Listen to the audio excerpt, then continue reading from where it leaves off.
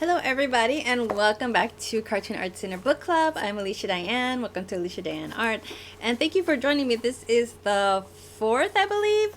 Let's see, one, two, three. This is the fourth episode of the third book, which is Still Like an Artist. It's been a great read, and I've been enjoying it a lot. It's by Austin Kleon. So we're going to be talking about points 7 and 8 today, which is geography is no longer your master and be nice, simply put. So in geography, it's not your master. It talks about building your own world. So like the fact that we do have the internet now, you're not so limited by where you are, but you have access to the entire world and you can create the space that you want to make with your own willpower, with your own desire, with your own effort to really just make sure that you're creating a space and surrounding yourself with the types of people who are going to be most beneficial to you and people who you're going to be most beneficial to as well. Those are my words, but I'm going to use some of the highlights that I've taken out of this. It says if you feel stuck somewhere, if you're too young or too old or too broke, or if you're somewhere tied down to one place, somehow tied down to one place, take heart. There's a community of people out there to connect with. So you can connect to people thanks to this wonderful thing called the internet. In the meantime, if you're not into the world you live in, you can build your own world around you. Surround yourself with books, objects you love. Tape things up on your wall. Create your own world. So, I mean, everything that he said in that statement made a lot of sense to me. Pick your mentors, even if they're dead ones, is something that I learned that I really like to repeat now, because you can pick and choose the people that you want to learn from, including your mentors. Pick people that you want to learn from, by reading their works. It doesn't have to be someone that you know necessarily on a one-on-one basis. It could be someone that led a great life that you aspire to be like, or that you feel inspired by.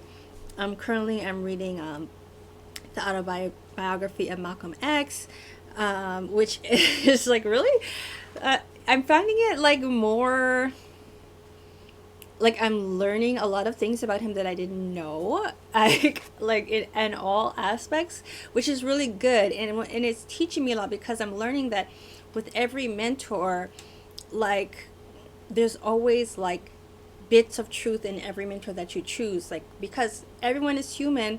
Nothing that every single no one thing that every person says is going to be 100% correct. There's going to be pieces and nuggets of truth that you can take from them. That's why it's good to learn from lots of people, because you can pick and choose what is it that they are giving to the world that you want to take on, because you don't have to take on everything from everybody. And I don't belong to the Nation of Islam, but I'm learning a whole lot of things from reading the autobiography of Malcolm X. I've read A Long Walk to Freedom by Nelson Mandela, and Frederick Douglass's book. So, I mean, you can read lots of different books from different people, and you just want to take the things that resonate with you, and those are the types of things that you're going to keep in your mind and in your heart, and you're going to carry on. So definitely, you can select your mentors. The next thing it says that I highlighted was, it says, when I was a kid, my mom used to drag me to the mall. Before she did any shopping, she took me to the bookstore and bought me any book I wanted. We'd go into the stores and I would sit in a chair and read my book while she shopped. I really liked the picture of that, because I was like, that's such a cool thing, rather than taking your kid into a little shop and getting them candy, or just getting them toys, or bringing the iPad, which is, I know that I'm guilty of all of those things, I'm sure, with my son when he was growing up. But it makes so much sense to take them to a bookstore so that they can actually practice reading, and they actually will enjoy it, because they're picking out their own books, so they can pick whatever subject they want, and then they'll actually be inspired. This book will be exciting for them, compared to just sitting and doing nothing in the store while you're doing your shopping or whatever. So I thought that was a really cool thing that his mother did for him. But I think it's also something that we can also keep in mind for things that we can do for ourselves. What if we do have to wait someplace for a long time? maybe you do treat yourself to go into a bookstore and pick up a book, and like let that be your time to escape into something that you can learn from, whether it's a fictional story that you can learn storytelling from, or whether it's a biography of somebody. You can still use those books to kind of create a world for your mind. And let's see, it says always carry a book, a pen, a notepad, and I always enjoy my solitude and temporary captivity.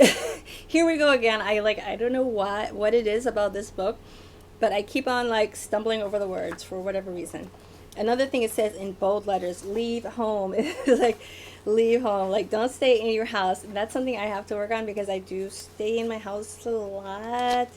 I mean, I want to blame it on being an artist and having to work and at some sort of a desktop.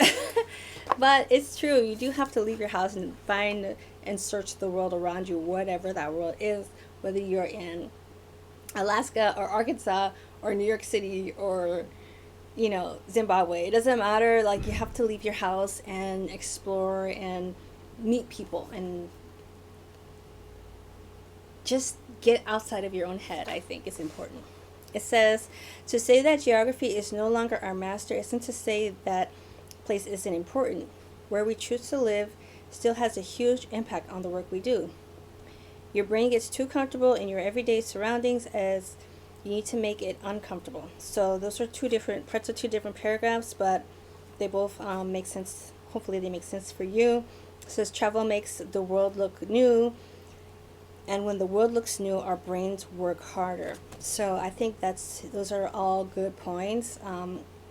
It's good for us to get outside, explore, find ways to get outside of our comfort zone, even if it's just physically and just temporarily, because I feel like that helps us to expand our way of thinking. And it also can help you to get like insights into your characters, because I feel like when creating characters, you want to create a variety, and like you want to create different mindsets. And when you get outside and you explore and you see the way different people live, and you see, even if it's not people if it's not people in your circle, even like just going to different places, even places that you don't normally go to. Not saying to go any place that's not safe. Don't do that. But you might just want to explore new places, because then you can kind of see people that have different lifestyles than you, and like maybe this can be a background character for me, or this can be like someone's sister or their cousin or something. This can be a teacher, somebody that you interact with kind of out of the ordinary, that can be an inspiration for you for something that you're creating, and give you those creative juices that you might not have gotten and you wouldn't have gotten just staying at home. It says, I'll repeat this one, travel makes the world look new, and when the world looks new, our brain works harder. So that's really a good point. So it helps to live around interesting people, and not necessarily people who do what you do. So it is good to have people around you who are not just the same type of artist that you are. I find it interesting to be around artists who are different types of artists. Like for myself, I'm a cartoonist, an illustrator, and storyteller. My husband is a photographer and an art handler. And we meet all different types of artists all the time. We'll meet people who are doing sculpting. We'll meet people who are musicians or singers, and just doing completely different types of creative work. But we'll still find that we have commonalities, things in common, things that we can connect over.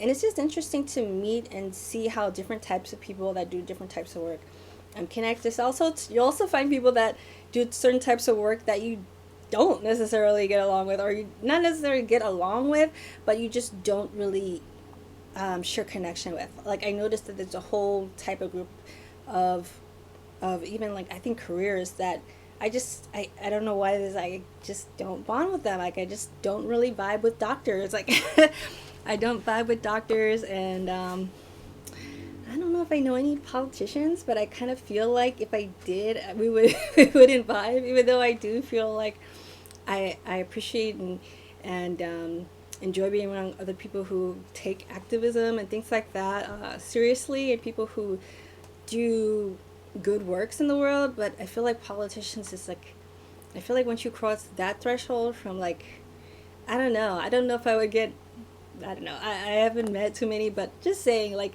you'll find that different people in different career paths can offer you something, even if it's something that you realize is not your cup of tea. It's still learning more about other people helps you learn more about yourself, I think. And let's see.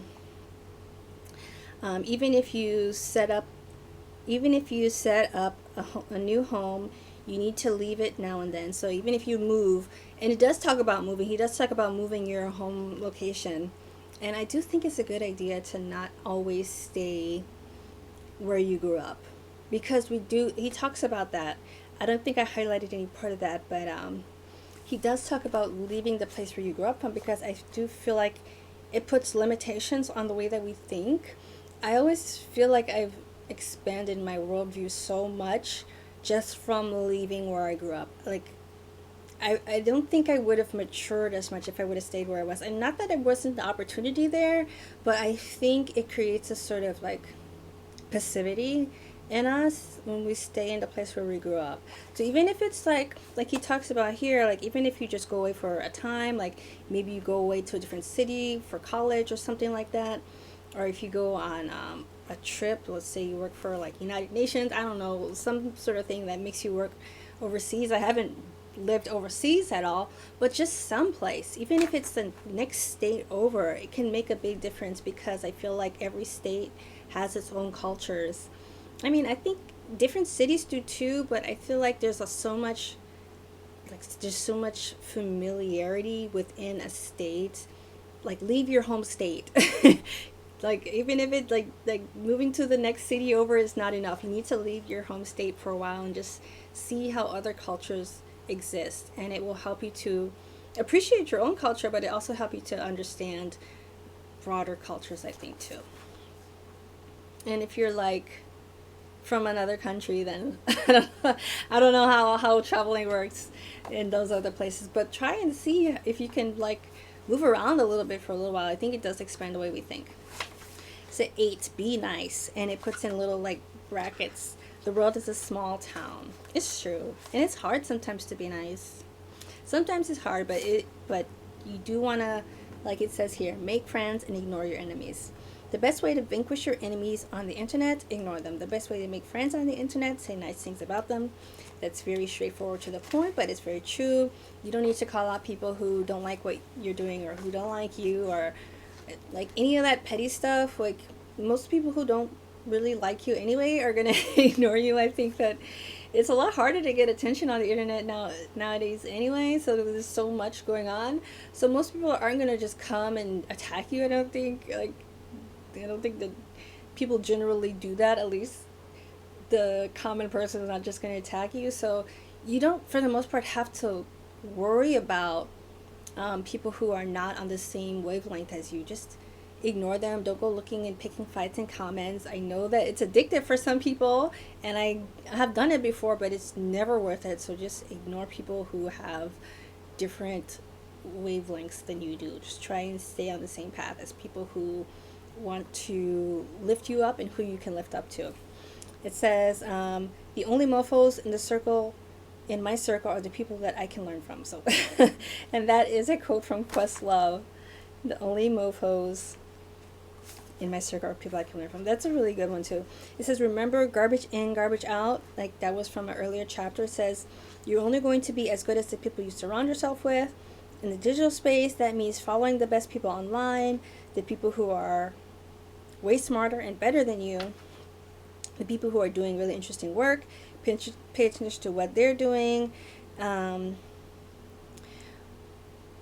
what they're linking to. It says, find the most talented person in the room, and if it's not you, go stand next to them, hang out with them, try to be helpful. If you ever find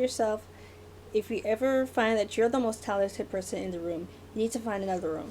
And it's very, very true. And I had to realize that too. I think it took me a few times to realize that, because if you're not in a position of teaching, you don't want to be like surrounded by people who are on a much different like skill level than you are, because it does bring you down. You kind of like, I found myself like because I take a dance class, so this is an example. I take a dance class and I'm in a troupe of dancers, and we perform at places, and we do competitions and things like that. And I'm comfortable around them. I'm comfortable with our routines and everything. But we have our class, and the only other class that they offer is a beginner's class. And everyone there, of course, is beginners. Most of the people there have been dancing for less than a year, and they're learning. So, but sometimes I just feel like, well, I would feel like, oh, I just want to, I just feel like dancing. So I want to, so, there's not a higher level class, so I'm just going to go in the beginner's class. But the problem that I found with that was I found myself like holding back, not wanting to do it, not wanting to do the things that I could do because I felt like no one in that class could do it. So I felt like I would be like a show off, or like trying to, I felt like I was already drawing attention to myself. Like people would always comment like, oh my God, you're so good. But like they're just starting out. So it's like, to me, I mean, to them, I feel like I'm great, and they'll like give me all these compliments. But around everyone else who's been dancing as long as I have or longer, like I'm just like everybody else. So, but you can get a false sense of like how good you are if you surround yourself with people who are not at your skill level. And also you can find yourself holding back or making yourself smaller when you surround yourself with people who are much less talented or at your skill level yet, I should say, because it's you just don't want to feel like you don't fit in. And even if it's subconsciously, you might like shrink yourself. So it's always good to surround yourself with people who are doing better, and don't be jealous of them. I mean, that can be a temptation, but don't let it be. Surround yourself with people who are on your level and better. So you should have both of those people around you. And more often, it should be the better, because the better people let you see what to aspire to so that you can work even harder. And that's what I would say. Always have those people that you're working with, and people who are just as motivated as you, and also the people that you can learn from. So I would say that. And be careful if you're in a room where you're the most talented one, find a better room. Like, it's not even worth it to try and say, well, I just want to get like the extra experience.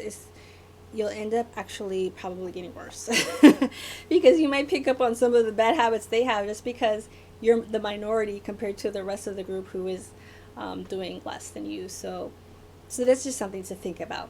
I do have to run. I wish I could talk even more about these things, but I do have another engagement in just a minute. I'm going to finish with one last quote. It says, one time I cannot read from this book. One time I was up late on my laptop and my wife yelled at me, quit picking fights on Twitter and go make something. I'm going to read that one more time. It says, one time I was up late on my laptop and my wife yelled at me, quit picking fights on Twitter and go make something. So that makes total sense. Like, don't look for the arguments online. It's never worth it. Like, use that energy to be creative. Use that energy to do something positive. Use that energy to be insightful, to pick up a book, to read, to watch a documentary. PBS documentaries on Amazon Prime is amazing because they have all of these amazing documentaries. I've been watching all of the Black History ones. You might find a different one. They have all different types of categories. So find something that's going to teach you, motivate you, inspire you, rather than picking fights, because I know some people just say things that make your blood boil, but it's never worth your energy. So do what the guy said, ignore your enemies, and what was that quote in the beginning? I'm going to find that one. It says, make friends, ignore your enemies online, and say nice things about the people you admire. So I hope that helps, and this was our 4th installment, and next week I'll be doing the final one, 9 and 10, which is be boring and creativity is subtraction. So this should ought to be fun and interesting. So join me for the next time that we do Steal Like an Artist, and I'll see you next time, guys. So be grateful, live balanced, be yourself. See you next time. Bye bye.